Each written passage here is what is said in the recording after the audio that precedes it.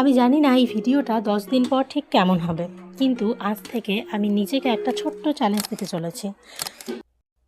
তো আগামী 10 দিন আমি চেষ্টা করব প্রতিদিন কনসিস্টেন্টলি পড়াশোনা করতে। নো এক্সকিউজ, নো কাল থেকে শুরু করব, নো আননেসেসারি প্রোক্রাস্টিনেশন। 10 দিন নিজের জন্য একটু ডিসিপ্লিন মেনটেন করার চেষ্টা। আর আজকের এই ভিডিওটা হলো সেই জার্নিরই শুরু। তো হে এভরিওয়ান, আমি আরিফা। কেমন আছো তোমরা সবাই? আশা করি খুব ভালো আছো। তো অনেস্টলি আমি অনেকবার পড়াশোনা নিয়ে রুটিন বানিয়েছি। একদিন খুব মোটিভেশন নিয়ে পড়েছি, তারপর দ্বিতীয় দিন একটু কম পড়েছি। কোনো একদিন হয়তো পুরোপুরি মিস করে গেছি, আর ইভেনচুয়ালি পুরো রুটিনটাই শেষ। আমার মনে হয় প্রবলেমটা পড়াশোনা করতে না চাওয়ায় নয়, প্রবলেমটা হলো কনসিস্টেন্সি। মোটিভেশন থাকলে সবাই পড়তে পারে, কিন্তু মোটিভেশন না থাকলেও প্রতিদিন নিজের কাজটা নিজে করতে পারাই আসল চ্যালেঞ্জ। আর সেই কারণে ভাবলাম, কেননা নিজেকেই 10 দিনের একটা ছোট্ট চ্যালেঞ্জ দেওয়াই যায়। 10 দিন খুব বেশি সময় না, আবার একদম কমও না। তাই এই 10 দিন আমি দেখতে চাই আমি নিজের সাথে কতটা কনসিস্টেন্ট থাকতে পারি। তো এই চ্যালেঞ্জটার নাম দিলাম 10 ডেজ কনসিস্টেন্সি চ্যালেঞ্জ। এই 10 দিনে আমার কয়েকটা সিম্পল রুল থাকবে, সেই রুলগুলো ফলো করার চেষ্টা করব। কিন্তু সবচেয়ে ইম্পর্ট্যান্ট রুল হলো, একদিন খারাপ গেলে পুরোপুরি চ্যালেঞ্জটাকে ছেড়ে দেওয়া যাবে না। এটাই আমার ইম্পর্ট্যান্ট রুল, আমি এটাই মেনে চলবো। কারণ আমার গোল পারফেক্ট হওয়া না, আমার গোল হলো কনসিস্টেন্ট হওয়া।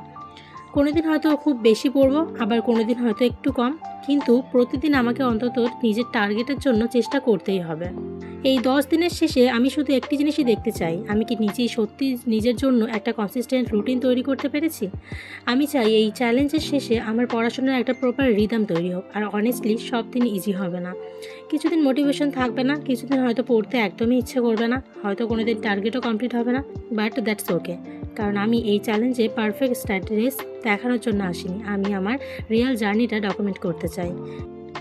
আর অফিসিয়ালি ডে 1 শুরু করার আগে আজকে আমি নিচ্ছি আমার স্টাডি সেট আপটা রেডি করে, ডেস্কটা ক্লিন করে নিচ্ছি, বুক অ্যারেঞ্জ করে সব কিছু আগামীকালের টার্গেটও লিখে রাখছি। আর ফোনটা স্টাডি টাইমে আমার একটু দূরেই থাকবে, কারণ আমি জানি ছোট্ট একটা নোটিফিকেশান কীভাবে 30 মিনিটের স্ক্রলিং হয়ে যেতে পারে।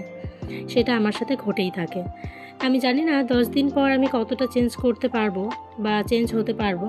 হয়তো খুব বড় ট্রান্সফরমেশন হবে না, কিন্তু 10 দিন পর আমি বলতে পারি, হ্যাঁ, আমি অন্তত নিজের একটা প্রমিস রাখতে পেরেছি। তাহলে আমার কাছে এই চ্যালেঞ্জটা সাকসেসফুল। কারণ বড় রেজাল্টের আগে ছোট ছোট হ্যাবিটস তৈরি করাটা ইম্পর্ট্যান্ট। আর 10 দিন পরে যখন এই চ্যালেঞ্জটা শেষ হবে, তখন আমরা একসাথে দেখব আমি অ্যাকচুয়ালি কতটা চেঞ্জ করতে পেরেছি। So if you want to be a part of this journey, stay connected with me. Day 1 starts very soon. তো আজকের ভিডিওটা এখানেই শেষ করছি। আজ ছিল প্রিপারেশন ডে, কাল থেকে অফিসিয়ালি শুরু হবে day 1 of my 10 days consistency challenge. জানি না এই জার্নিটা কোথায় গিয়ে শেষ হবে, but let's find out together. See you tomorrow, see you in the next blog.